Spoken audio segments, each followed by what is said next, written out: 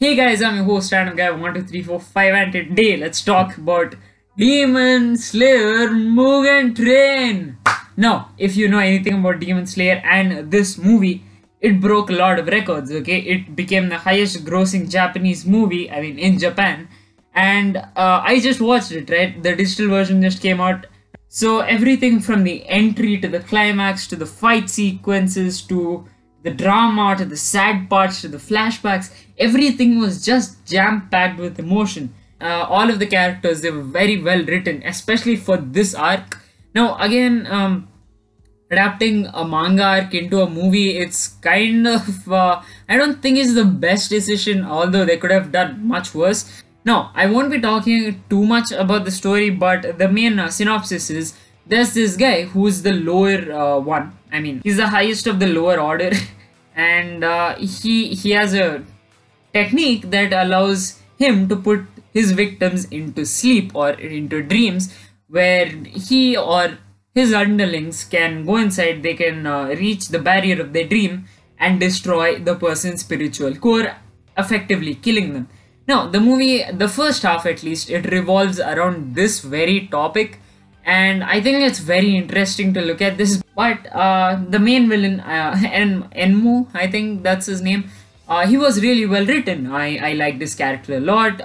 If you have a villain like this who's been adapted only for a movie that had a whole arc in the manga, I expected things to be a lot more shaky, especially after, I just read the manga, right?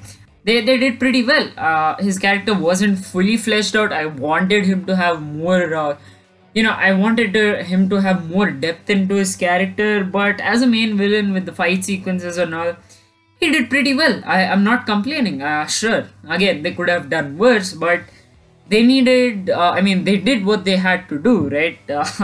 Season 2 is going to be jam-packed, right? And this movie, again, it's very good. I highly recommend you watch it, but main point is let's talk about the animation. Now, I've seen a lot of reviews over from people in the US like Zonin and all those guys. They made great reviews, but one thing I heard about was the CGI was bad. Now I want to give my take on this. Of course, so basically what happens is Enmo, the Kizuki, he merges with the train itself, and so basically the train becomes his body, and he has he does something to the train, and now he has these hand-like thingies which were used, for which CGI was used. Of course, I understand Ufotable's decision for this because they would be really hard to animate by hand. Let's go back to the point where I said that it could have been much worse, or it could have, if it was adapted into a seasonal based thing, it would have been a little shaky, because doing CGI every week for at least 2 to 3 episodes will be very tricky. Of course, what we saw with Berserk 2016, it was horrendous. It was just so bad, it was appalling to look at. But of course, for a movie, they did it all in one go, and I really appreciate them for doing that, because it was a smart move and I really appreciate it. But the fight sequences, these are so beautifully crafted. There was a surge of emotion every single strike that Kyojuro Rengoku made. He slashed and diced, but there was so much meaning and so much emotion behind every single move that he made. This just fleshed out the movie so much that I felt it was happening in real life.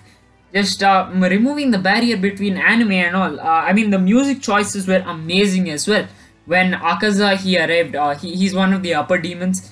When he arrived, his background music was absolutely spine-chilling. It was a beautiful choice, and again, I could go on for days talking about all the stuff that happened. But just to summarize it, Demon Slayer Mugen Train was a 10 out of 10 because everything was perfect. Yeah, it was just beautiful watching all of this come together into a movie that blew my mind.